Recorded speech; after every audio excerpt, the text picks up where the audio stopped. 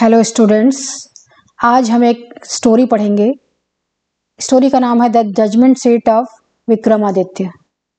इस स्टोरी को लिखा है सिस्टर निवेदिता ने और यह स्टोरी आपके फाइनल ईयर के इंग्लिश लैंग्वेज के चैप्टर में है। ठीक है, ये चैप्टर 3 में है आपके, इसे हम पढ़ेंगे। अब थोड़ा सा हम राइटर के बारे में जान लेते हैं। राइटर है इस स्टोरी की sister Nivedita. Sister Nivedita actual में तो विदेशी हैं।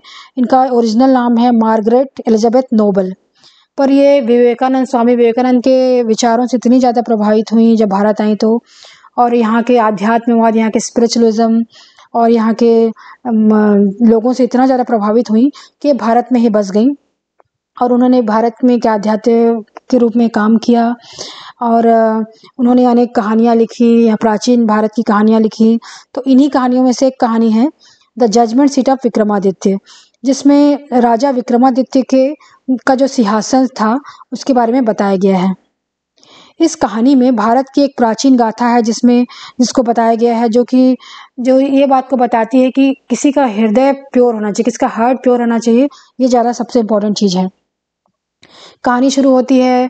कहानी ऐसा है कि एक बच्चा है, वो गडेरिया है या काऊ हर्ड का मालिक है कह सकते हैं।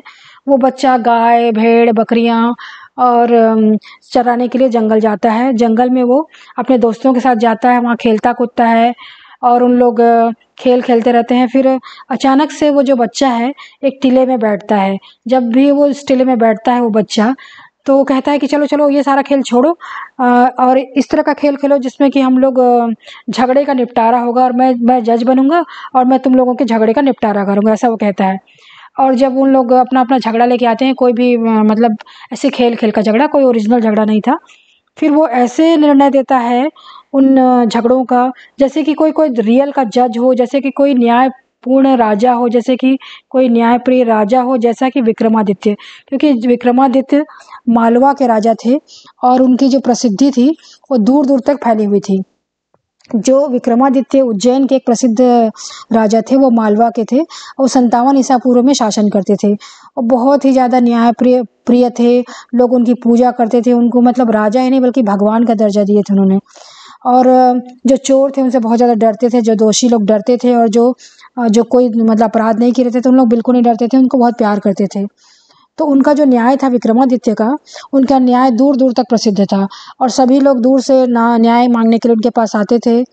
लेकिन क्या हुआ, जैसे जैसे समय बीतता गया, राजा की मृत्यु हो गई और मृत्यु के बाद उनका जो महल था खंडहर बन गया, राजा का शहर खंडहर बन गया, सब कुछ मिट्टी में परिवर्तित हो गया और उनका जो सिंहासन था और उनका सारा जो महल था वो जमीन में कहीं दब गया। अब कहानी वर्तमान समय की है, वही तो पहले के समय जमाने की थी। जब जैसे मैंने आपको बताया, वो बच्चा था, बच्चा जैसे ही बैठता था वो अच्छे अच्छे निर्णय देता था। तो वो जो ग्वाला था, ग्वालेरिया का जो बालक था, वो जब भी टीले में बैठता था एक आदर्शवादी वाला निर्णय देता था। ठीक है, फिर कहानी आगे बढ़ती है। अब इस बात का पता धीरे धीरे गांव वालों को पता चलता है। गांव वालों से के बाद राजा को पता चलता है कि एक बालक है जो जब भी इस टीले में बैठता है तो अचानक से इंटेलिजेंट बन जाता है, एकदम इंटेलिजेंट से भरा, एकदम न्याय से भरा निर्णय देता है। और इस तरह से तब उसको जब पता चला तो राजा लोगों को क्या होता है, अक्सर लगता है उनको जो भी चीज़ अच्छी है वो उनके पास होनी चाहिए, वो प्रजा के पास नहीं होनी चाहिए। तो उसको लगा कि उस बालक का उसमें से क्या काम है, जरूर हो ना हो ये इस टीले के नीचे में न्याय प्रिय राजा जो कि विवेक क्या बोलते थे, विक्रमादित्य थे, उनका जो सिंहासन वहाँ पे दबा होगा। इसी वजह से जो बच्चा है उसके प्रभाव की वजह से ऐसा निर्णय दे रहा है, ऐसा वो सोचे। और उन्होंने खुदाई करवाई। खुदाई करने के बाद उनको सबके आश्चर्य का ठिकाना नहीं रहा। वहाँ पर एक बहुत ही सुंदर सिंहासन मिला। सिंहासन में 25 पत्थर की परियों की मूर्ति थी। वो सिंहासन को ऐसे अपने हाथों में उठाई हुई थी। तो उन्होंने एकदम साफ सुथरा करा के उसको दरबार में ले आया, दरबार में स्थापित कर दिया। फिर उन्होंने एक दिन की उपवास रखा, पूजा पाठ किया। फिर दूसरे दिन सिंहासन में चढ़ने के लिए वो आए, सिंहासन में बैठने के लिए वो आए। तो वहाँ पहली जो परी थी उसने मना कर दिया कि तुम राजा आप इस सिंहासन में नहीं बैठ सकते। तो वो पूछता है राजा कि क्यों? तो कहती है परी कि आप उतने उनका आपका हृदय उतना प्योर नहीं जितना उस ग्वाले का है, उस बच्चे का है, तो आपको पहले अपने हृदय को प्योर करना पड़ेगा, ऐसा कह देती है, उसको मना कर देती है। तो राजा चले जाते हैं वापस, और फिर दूसरे दिन उपवास करते हैं और फिर से आते हैं, और फिर ये सिलसिला चलते रहता है, लगातार चलते रहता है। एक के बाद एक जो परी है उनको सिंहासन में बैठने नहीं देती है। इस तरह से 24 परियां अपना अपना काम करती हैं, और राजा को लगभग 96 दिन का उपवास करना पड़ता है, क्योंकि वो 3-3 दिन का उपवास करता था, फिर पूजा पाठ करता था, फिर सिंहासन के लिए वो आता था। फिर इस तरह से जब आखिरी परी बची थी, 25वीं परी, तब राजा आते हैं। राजा फिर वैसे उपवास करके पूजा पाठ करके आते हैं और चढ़ने के लिए तैयार होते हैं सिंहासन में। उसी समय 25वीं परी भी उनको मना करती है कि आपका हृदय प्योर नहीं है, ग्वाले का हृदय प्योर था इसलिए वह बैठ सकता था। तो केवल एंड केवल शुद्ध हृदय के जो व्यक्ति हैं उसी सिंहासन पे बैठ सकते हैं, ऐसा वो कहती है। और इस बार सिंहासन को अपने साथ लेके उड़ जाती है परी। तो आज तक उस सिंहासन का फिर पता नहीं चला कि उसके साथ क्या हुआ, और राजा ने भी सबक ले लिया कि विक्रमादित्य के सिंहासन पर केवल जो प्योर हृदय का आदमी है वही बैठ सकता है, और दूसरा कोई नहीं बैठ सकता। तो ये कहानी है, कहानी बहुत ही सिंपल है। इसका हम लोग थोड़ा क्वेश्चन आंसर देख लेते हैं। Question number 1, when did Vikramaditya rule over Malwa? Vikramaditya ने मालवा पर कब शासन किया? The Vikramaditya, a famous king, ruled over Malwa near 57 BC. He was a strong and a gentle king. He was very famous for his judgment. तो विक्रमादित्य ने 57 BC पूर्व before Christ, BC मतलब होता है बिफोर क्राइस्ट, ने शासन किया, और बहुत ही स्ट्रांग थे, बहुत ही दयालु थे, और बहुत ही फेमस जजमेंट देते थे, बहुत ही सही सही निर्णय देते थे वो। Question number B, What quality of head and heart make the Vikramaditya as well as loved as king? वैसी कौन सी क्वालिटी थी जिसने जो राजा को, ऐसी क्वालिटी थी जिसमें वो हेड से भी, मस्तिष्क से भी और हृदय से भी लोगों के प्रिय बन गए, ये आप बताइए। क्वेश्चन का आंसर है, As Vikramaditya was a powerful and a gentle king, he was loved by his people greatly. जैसे कि विक्रमादित्य बहुत ही पावरफुल किंग थे, बहुत ही शक्तिशाली थे, जेंटल थे, काइंड यानी दयालु, तो उनको सभी लोग बहुत पसंद करते थे। His most significant quality was that he was greatest जज in history, is he never punished the man who was right. उनका सबसे अच्छा क्वालिटी ये था कि वो बहुत ही न्यायप्रिय राजा थे, और उनको वो कभी भी पनिश नहीं करते थे, जिनको जो सही हो उसको कभी पनिश नहीं करते थे, और दोषी को कभी छोड़ते नहीं थे। Thus guilty persons was always afraid of him. इसलिए जो दोषी लोग थे, जो गिल्टी लोग थे, हमेशा उनसे डरते थे, क्योंकि उनको पता था कि उनकी गलती को कोई दूसरा पकड़ पाए या ना पकड़ पाए, राजा पकड़ लेंगे इस तरह से। Why is cow was special animal for India? गाय भारत में एक विशिष्ट पशु क्यों है? Cow is sacred animal for India. Hindus love and worship them. Bharat में गाय पवित्र पशु मानी जाती है, हिंदूस उसको प्यार करते हैं, पूजा करते हैं। No one is allowed to tease her, कोई उनको टीज नहीं कर सकता, कोई परेशान नहीं कर सकता। Moreover the little girls offer flowers at their feet. और जो छोटी छोटी बच्चियां होती हैं वो उसके पैरों में फूल चढ़ाती हैं काऊ के। Indeed cow are more useful and precious in India. सचमुच में, इंडीड मतलब सचमुच में, काउस बहुत ही प्रीशियस हैं, बहुत ही ज़्यादा मूल्यवान हैं इंडिया में। They are one of the most favourite of pets in India. वे इंडिया के बहुत ही मतलब पालतू जानवर में से सबसे ज़्यादा फेवरेट है। Question number D, how was the conduct of the cow heard boy conduct when he was seated on the wood mound? जब जो ग्वाला बालक था, जब कैसा व्यवहार करता था जब वो टीले में बैठ जाता था? टीला मतलब माउंड, MOUND माउंड।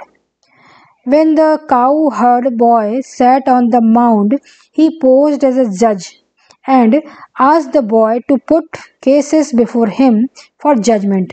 जब वो बच्चा टीले में बैठता था तो ऐसे बिहेव करता था जैसे कि कोई जज हो, कोई साधारण बालक ना हो, और लोगों को कहता था कि मेरे सामने वो लाओ, जजमेंट लाओ, मतलब केसेस लाओ ताकि मैं जजमेंट दे सकूं। As a result, as soon as the boy sat on the mound, his face became grave and straightened as a judge. जब वो टीले में बैठता था वो तो साधारण बालक नहीं रह जाता था, बल्कि एक गंभीर बालक, एक सीरियस काइंड ऑफ बालक बन जाता था और वो उसका जो रीढ़ की हड्डी सीधी हो जाती थी, एकदम शालीनता के साथ वो बैठ जाता था, डिग्निटी के साथ। Instead of fun, he took up the cases seriously and grave wise decision. अब ये तो खेल बच्चों का खेल था, लेकिन उसको खेल को खेल की तरह वो नहीं लेता था, बल्कि बहुत ही सीरियसली लेता था और बहुत ही सीरियसनेस के साथ वो अपने बुद्धिमत्तापूर्ण अपने वाइज डिसीजन और निर्णय देता था वो। Question number E, how did the king react when he heard about the heard boy? जो राजा ने कैसा रिएक्ट किया जब उसने सुना इस बालक के बारे में। When the king heard about the cowherd boy giving wise decisions, then what he did? He thought that there might have been the judgment seat of Vikramaditya under the mound on which the boy sat to deliver judgments. अब राजा को लगा कि हो न हो उस जो टीले के नीचे क्या है, सिंहासन होगा, जिसकी वजह से ऐसा वाइज डिसीजन वो दे रहा है बच्चा। Now he wished to acquire that seat so that he too might give wise and impartial judgments like that of King Vikramaditya of the cowherd boy. तो वो चाहता था कि वो भी इस सिंहासन को मिल जाए उसको किसी न किसी तरह से, और वो उसी तरह का जजमेंट दे, उसी तरह का निर्णय दे जैसे विक्रमादित्य देते थे। This excited him and so he ordered his men to dig the place where he expected the famous judgment seat. तो उन्होंने क्या किया, बहुत ही एक्साइटेड हो गए और उन्होंने ऑर्डर किया कि जाओ उसको खुदाई करो, और खुदाई करके वहाँ उस सिंहासन को खोद के लाओ, ऐसा वो ऑर्डर दिए। अब देखिए आप लोग को मैं इसमें पीपीटी से बता रही हूँ, लेकिन इसमें क्वेश्चन आंसर नहीं लिखा है। क्वेश्चन आंसर आप लोग को अपने कोई भी परीक्षा बोर्ड या बुक से मिल जाएगा, उसको उसमें आप लोग देख सकते हैं और मैं आपको एक्सप्लेन कर रही हूँ यहाँ पर। Question number F, why did the king want the judgement seat to be brought to the town? राजा क्यों चाहता था कि जो न्याय सिंहासन है उसको शहर में लाया जाए, जहाँ राजा का दरबार है वहां लाया जाए। The king had a long desire to give wise decisions like that of the famous king Vikramaditya. राजा को बहुत दिन से उनकी चाह थी कि वो ऐसा डिसीजन दे, ऐसा निर्णय दे जैसा कि जो न्यायप्रिय राजा थे विक्रमादित्य ऐसा देते थे। He thought that by sitting on the seat which he expected under the mound, he would be able to give wise decisions. उनको लगा, वो सोचे कि अगर उस सीट में वो बैठ जाएंगे तो वैसा ही डिसीजन देंगे जैसे देते थे Vikramaditya. So he decided to get that seat to put it his own court. तो वो चाहते थे कि जो सिंहासन है कोर्ट में आ जाए, दरबार में आ जाए। That is why he sent his men to dig the place and to bring the famous judgment seat to the town. इसलिए उन्होंने क्या किया, उस जगह पे उस प्लेस में भेजा और उसको डिग करने के लिए कहा, डिग यानी खोदने के लिए कहा, ताकि उस फेमस जजमेंट वाले सिंहासन को वहां लाया जा सके, सीट को यानी सिंहासन को। How was the king prevented again and again from the ascending the throne? अभी आप तो जानते ही हैं। After being cleaned, the judgment seat of Vikramaditya was placed in the court of the king. सफाई करने के बाद कोर्ट में लाया गया सिंहासन को। The king took a fast for 3 days and after prostrating before it, he went forward to ascend the throne. फिर उन्होंने 3 दिन का उपवास रखा, पूजा अर्चना की, फिर दंडवत प्रणाम किया सीट को, फिर उसमें बैठने के लिए वो आए। But he was stopped by one of the stone angel supporting the throne, saying that he could not sit on that because his heart was not pure like that of a shepherd boy. तो ऐसा कहा गया कि जब ऐसा कोशिश किया तो उसमें से जो स्टोन एंजल थी, परी थी जो स्टोन की थी बनी थी वो, तो उसने कहा कि तुम इसमें नहीं बैठ सकते क्योंकि तुम्हारा जो हार्ट है वो उस ग्वाले की तरह प्योर नहीं है, ठीक है। और वो स्टोन एंजल फ्लाई अवे हो गई, उड़ गई। Now keeping A fast for 3 more days, the king again tried to ascend the throne, but this time also he could not stopped by the second angel saying that same thing. इस तरह से फिर अगला 3 दिन फिर उपवास रहे, फिर बैठने हैं, ऐसा भी फिर भी वो नहीं बैठ पाए। In this way the 24 angels stopped the king one by one. इस तरह से 24 स्टोन परियों ने उनको रोका। When the turn of the last angel came, it also stopped the king, saying that his heart was avaricious enough, as he always tried to convert the kingdom of others. फिर वो जो 25वीं पर्याय उसने कहा कि उसका जो हार्ट है वो तो बिल्कुल भी प्योर नहीं है, गडेरे की तरह तो प्योर है ही नहीं। क्यों? क्योंकि उसने छल कपट से और अपने इससे ताकत का इस्तेमाल करके दूसरों के किंगडम को छीना है, दूसरों के राज्य को छीना है, वो इम्प्योर व्यक्ति है, ऐसा उन्होंने कहा 25वीं परी ने, और राजा को सिंहासन में चढ़ने से मना कर दिया। Saying this, the last angel flew away into the sky, taking away the judgment seat also, and since then it has not been seen by any more. अब उसने इतना कहा भी और ये साथ में अपने सीट को ले भी गई, उसके बाद उस जजमेंट सीट को कभी भी देखा नहीं गया। It shows that only a man of pure heart could sit on that famous judgment seat. As the king was not a pious man, he was stopped to ascend the throne again and again. अब इससे ये बात पता चलती है कि जो शुद्ध हृदय का व्यक्ति है वही उस सीट में बैठ सकता था, जो कि एक न्यायप्रिय राजा का सीट था, और उसके बाद इसलिए उसको राजा को बार बार रोका गया। ये था कहानी। अब थोड़ा सा हम लोग पढ़ लेते हैं एडिशनल क्वेश्चन जो है इसमें। विक्रमादित्य कौन थे, तो उनका भी उस मतलब थोड़ा सा हम तो जानकारी लिए हैं। अब ये वीडियो बहुत ही लंबा हो जाएगा अगर आगे बढ़ी तो मैं, अगर आपको और क्वेश्चन चाहिए तो मैं नेक्स्ट वीडियो में बना दूंगी। Thank you.